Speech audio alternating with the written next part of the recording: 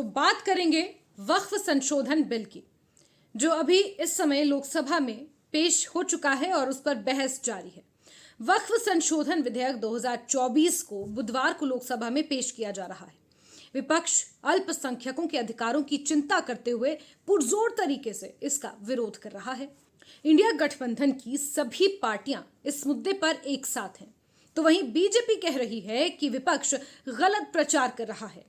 सवाल उठता है कि क्या बीजेपी लोकसभा और राज्यसभा में इस बिल पर चर्चा के बाद इसे पास करवा पाएगी? तो वक्फ संशोधन विधेयक 2024 लोकसभा में पेश हो चुका है और इस पर 8 घंटे की चर्चा होनी है। बीते कल हुई बिजनेस एडवाइजरी कमेटी की बैठक में इस पर ये सहमति बनी थी कि 8 घंटे इस पर चर्चा होगी और गुरुवार को राज्यसभा में इसे प्रस्तुत किया जाएगा। ये अमेंडमेंट बिल लाने का आवश्यकता सबसे ज्यादा शुरुआत कहां से हुई, मैं संक्षेप में बताना चाहता हूं। 2013 में, 2014 में हम सब चुनाव में गए और चुनाव में जाने से पहले 2013 में कुछ कदम ऐसे उठाए गए हैं जो आप सुन करके, आप सदस्य के रूप में भी और इस देश का नागरिक होने के कारण आपके दिमाग में यह बात जरूर सवाल उठेगा कि ऐसा कदम क्यों उठाया गया है।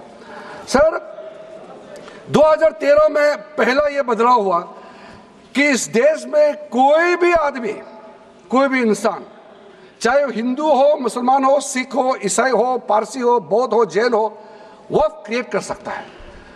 सबको मालूम है वक्फ एक मुसलमान का अल्लाह के प्रति अपना एक उसका एक पायस चैरिटेबल रिलीजियस पर्पस के लिए वक्फ क्रिएट किया जाता है, लेकिन उसमें डाइल्यूशन करके 2013 में कोई भी वक्फ क्रिएट कर सकता है। ये प्रावधान सबसे पहले उस समय की यूपीए सरकार ने किया है।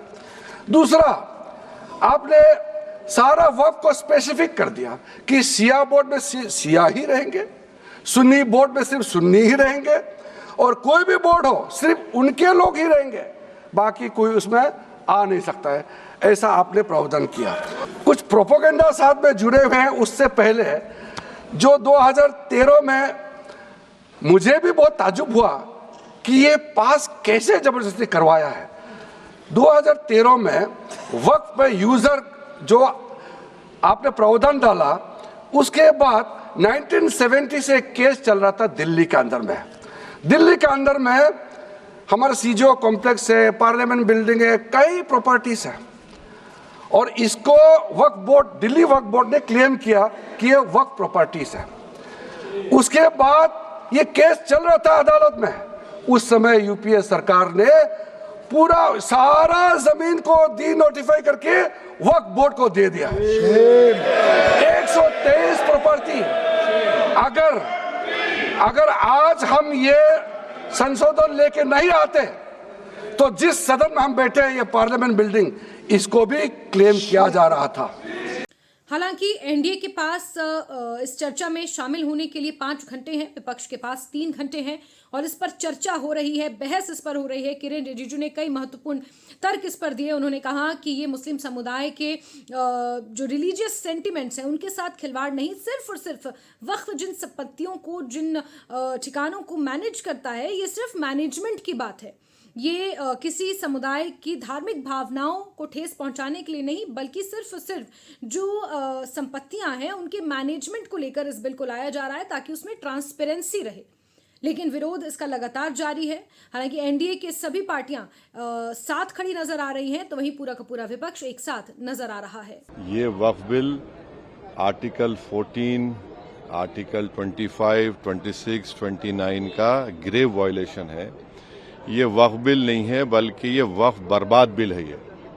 और अगर चंद्रबाबू नायडू, नीतीश कुमार, चिराग पासवान, जयंत चौधरी इसकी तायीद करेंगे तो वो अपने पॉलिटिकल रीजंस की वजह से या जो भी उनके है नैरो रीजन तायीद कर रहे हैं नरेंद्र मोदी सरकार की, ये बात साबित हो जाएगी कि वो मुसलमानों की मस्जिदों को, दरगाहों को, खानखाहों को, इवैक्यू वक्फ प्रॉपर्टीज को और लिमिटेशन एक्ट अप्लाई करेंगे तो एनक्रोचर्स को रिवॉर्ड करेगी, तो वो उसकी ये सपोर्ट कर रहे हैं। हमारी पार्टी इसका विरोध करेगी, वोट पड़ेगा तब भी विरोध करेंगे। और जिन लोगों के लिए ये बिल लाया जा रहा है उनकी बातों को तवज्जो न देना, अहमियत न देना, इससे बड़ी नाइंसाफ़ी क्या हो सकती है। और सच्चाई तो ये है कि भारतीय जनता पार्टी में वोट लेने के लिए, अपने आप को बड़ा नेता बनाने के लिए कौन खराब हिंदू है, कौन खराब फैसले ले सकता है, कौन ज़्यादा किसी को परेशान कर सकता है, इसमें मुकाबला चल रहा है केवल वोट बटोरने के लिए। और डॉक्टर राम मनोहर लोहिया ने कभी अपनी किताब हिंदू बनाम हिंदू में कहा था कि ये कई हजार सालों से ये झगड़ा चल रहा है, लड़ाई है कट्टरवादियों के बीच में, उदारवादियों के बीच में। वो भी आपको सब दिखाई दे रहा है सामने। बिल को लेकर के जिन लोगों के हित के नाम पर इस बिल को बनाया जा रहा है, हमारे माइनॉरिटीज के भाई जो हैं और जिस समुदाय के लोग वक्फ करते हैं, वो सबके मन में कई आशंकाएं हैं, कई सवाल हैं। आपने उन सवालों का निराकरण ही नहीं किया। पहले भी वक्फ बिल पर संशोधन हुए हैं, तो जो शंकाएं उठी हैं हमने बातचीत करके, सरकारों ने बातचीत करके उसका समाधान किया। आप इस बार उसका समाधान ही नहीं कर रहे। जेपीसी में भी विपक्ष जिन बिंदुओं को उठा रहा है, आप उनका समाधान नहीं कर रहे हैं और झूठ मूठ प्रचारित कर दे रहे हैं। ये फिर से मुसलमानों को तंग करने की, मुसलमानों को बेइख्तियार करने की एक साजिश है। और इसमें मुझे उम्मीद है, बीजेपी सरकार से तो मैं कोई उम्मीद नहीं। पिछले 10-11 साल से हम देख रहे हैं किस तरह मुसलमानों को लिंच किया जाता है, मस्जिदें तोड़ी जाती है, कब्रिस्तानों पे कब्जा करने की कोशिश की जाती है। मगर जो इस मुल्क का जो हमारे हिंदू भाई हैं, उनको सामने आना चाहिए, क्योंकि ये मुल्क गांधी का मुल्क है। ये कॉन्स्टिट्यूशन के हिसाब से चलना चाहिए, ये इनके एजेंडे के हिसाब से नहीं चलना चाहिए। तो अगर वो नहीं चाहते हैं कि हमारा मुल्क म्यांमार की तरह बने, या हमारे मुसलमानों के साथ वही हो जो कश्मीरी पंडित कहते हैं हमारे साथ कश्मीर में हुआ, जिसके लिए हम लोग अभी भी शर्मिंदा है, जिसके लिए मुल्क के लोग अभी भी हमें ताना देते हैं, तो कल को अगर हमारे मुल्क के लोग तमाशा देखते रहेंगे और मुल्क को तितर बितर करने में कोई नहीं रोक सकता। जो इस वक्त बीजेपी की पॉलिसी है, मुल्क को तोड़ रहे हैं। ये तो अपनी सरकार चलाएंगे, चाहे और 5 साल चलाएं या ज्यादा चलाएं, मगर आखिरकार इनको भी जाना है। तो इसलिए मुल्क के लोगों को होश के नाखून लेने चाहिए, उनको सामने आना चाहिए। और ये जो ज्यादती हो रही है इस वक्त, वक्फ बोर्ड को ओवरटेक करने की कोशिश की जा रही है, तो मुझे लगता है इसको कहीं ना कहीं रोक देना चाहिए। चंद्रबाबू नायडू की टीडीपी और नीतीश कुमार की जेडीयू भी बिल के समर्थन में है। बीजेपी के एक वरिष्ठ नेता ने कहा है कि पार्टी को जनता दल यूनाइटेड, लोक जनशक्ति पार्टी, रामविलास और तेलुगु देशम पार्टी यानी कि टीडीपी जैसे प्रमुख सहयोगियों के समर्थन का भरोसा है, जिनका समर्थन विधेयक को संसद में पारित करने के लिए फलदायी साबित होगा। तो वहीं दूसरी ओर विपक्षी गुट इंडिया गठबंधन विधेयक पर एकजुट है। गठबंधन के दलों ने बिल का विरोध करने के लिए अपनी रणनीति पर चर्चा की है। बीजेपी और कांग्रेस दोनों ने अपने सांसदों को संसद में उपस्थित रहने के लिए व्हिप भी जारी कर दिया है। तो वहीं जेडीयू और टीडीपी का इस पर क्या रुख है, वो भी आपको बताते हैं। जेडीयू और लोक जनशक्ति पार्टी जैसी पार्टी के नेताओं ने साफ तौर पर कहा है कि ये विधेयक पारित होने में बाधा नहीं डालेंगे। साथ ही उन्होंने कहा कि विपक्ष का ये आरोप गलत है कि विधेयक अल्पसंख्यकों के अधिकारों को छीन रहा है। जेडीयू की तरफ से ये बयान सामने आया कि उन्हें सेक्युलर की परिभाषा कांग्रेस से समझने की, सीखने की जरूरत नहीं है। जेडीयू के सांसदों ने ये स्पष्ट किया कि हमारा जो भी स्टैंड होगा हम वो लोकसभा में रख देंगे और कहीं ना कहीं हम इस बिल का समर्थन करेंगे। ये जेडीयू की तरफ से स्टेटमेंट सामने आई है, जेडीयू के सांसद की तरफ से। वो संसद में हम लोग बताएंगे कि वक्त पर जेडीयू का क्या स्टैंड है।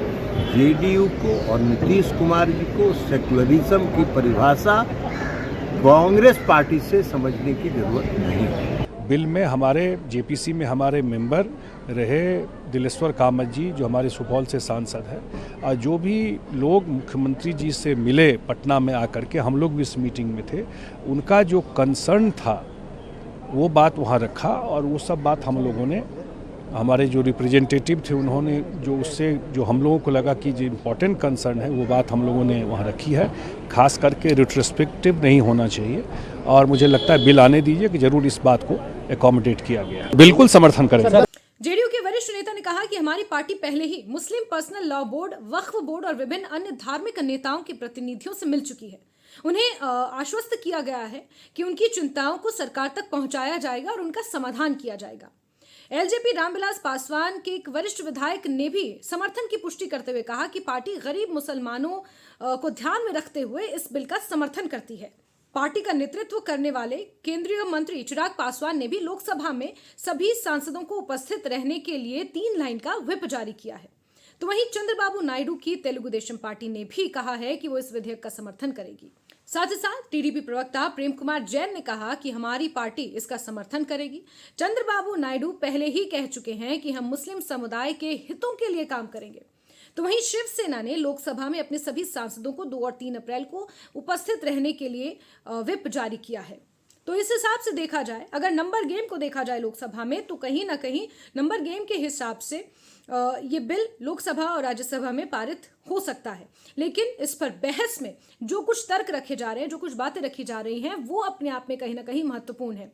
पॉलिटिकल एलिनेशन का भी इसमें जिक्र किया जा रहा है कि सिर्फ और सिर्फ मुस्लिम समुदाय राजनीतिक चश्मे से इस बिल को देख रहा है, या फिर उनकी अपनी कोई परसेप्शन है, या फिर अपनी सोच समझ के हिसाब से जो ये बिल पेश हो रहा है, इस पर उनकी अपनी कोई मत है, अपना कोई राय है।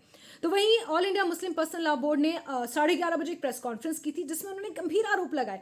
उन्होंने कहा कि ये बीजेपी के कम्युनल एजेंडे से इंस्पायर्ड है और इकोनॉमिकली और रिलीजियसली मुसलमानों का शोषण इस बिल के द्वारा किया जा रहा है। ये बड़े बड़े आरोप all India Muslim personal law board की तरफ से लगाए गए। उन्होंने कहा कि जिस तरह से ये अमेंडमेंट्स पेश की गई हैं वक्फ संशोधन बिल में, ये कहीं ना कहीं मुसलमानों के अधिकारों का हनन है, मुसलमानों के धार्मिक भावनाओं को आहत करने वाला है। हालांकि किरेन रिजिजू ने लोकसभा में जब इस बिल को वो पेश कर रहे थे, तो इन तमाम आरोपों से उन्होंने इनकार किया। उन्होंने कहा कि इस तरह की कोई बात नहीं है, सिर्फ और सिर्फ अगर इस बिल को समझा जाए तो ये वक्फ के पास जो संपत्तियां हैं, ये सिर्फ उसकी मैनेजमेंट को लेकर जिक्र किया जा रहा है। अब आपको बताते हैं कि इस बिल के विरोध में कौन कौन है। संसद में बिल का विरोध करने के लिए भी विपक्षी गठबंधन ने कमर कस ली है। विपक्षी दलों ने संसद भवन में एक बैठक की और अपनी रणनीति तैयार की। बैठक में कांग्रेस नेता राहुल गांधी, मल्लिकार्जुन खड़गे, केसी वेणुगोपाल, समाजवादी पार्टी के नेता रामगोपाल यादव, एनसीपी शरद पवार गुट के नेता सुप्रिया सुले, तृणमूल कांग्रेस पार्टी के कल्याण बनर्जी और आम आदमी पार्टी की तरफ से संजय सिंह उसमें शामिल हुए।